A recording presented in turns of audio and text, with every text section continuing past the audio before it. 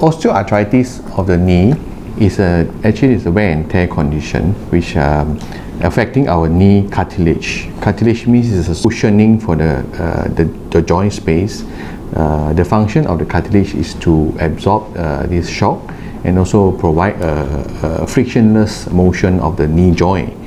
So, but however, with aging and then with injury, so the cartilage will start to thin out because of losing water, and then the cartilage cell become less. It can be classified into a few stages according to the severity. So in the minor cases, the stage 1, we won't see the classification is basically based on the X-ray appearance of the patient. So in minor cases, we can't really see any significant X-ray changes of the knee.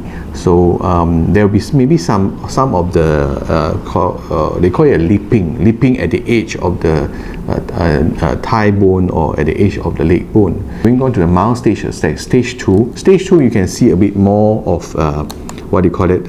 We call it osteophyte, or layman known as a bone spur.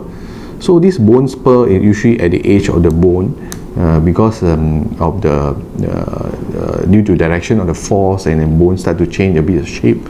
So they take up this edge of the bone, take up a lot of stress and a lot of load, and it become very sharp. Means the thigh bone and the leg bone come closer to each other.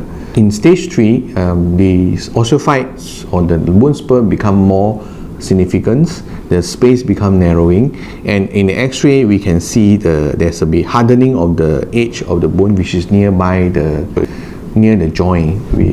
In medical term we call sclerosis of the bone, which means it's the part of the bone which nearer to the joint space because they take up a lot of stress, so they become hardened.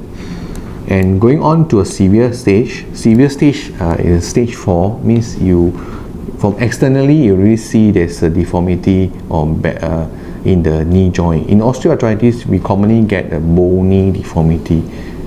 So bony deformity, and that's the advanced stage, which is stage 4.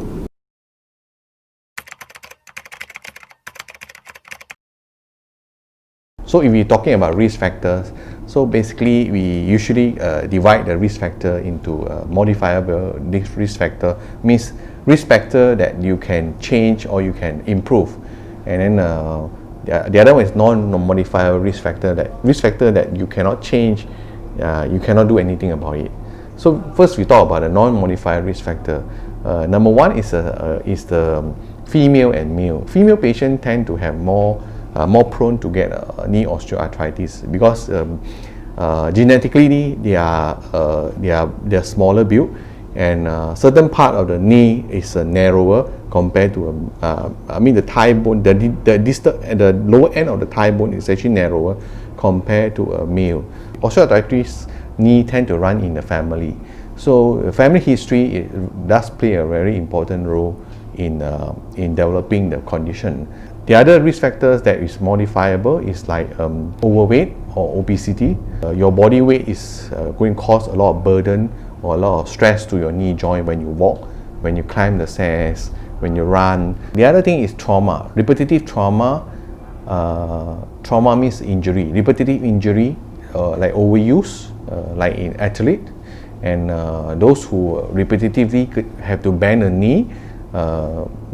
So like manual worker, squatting, do a lot of squatting, gardener. The other risk factor is like trauma, like you make an accident, like you fall down, there's injury or fracture around the knee joint. So once the integrity of the cartilage was disrupted, so they don't heal, or they don't heal properly, encourage earlier onset of the osteoarthritis.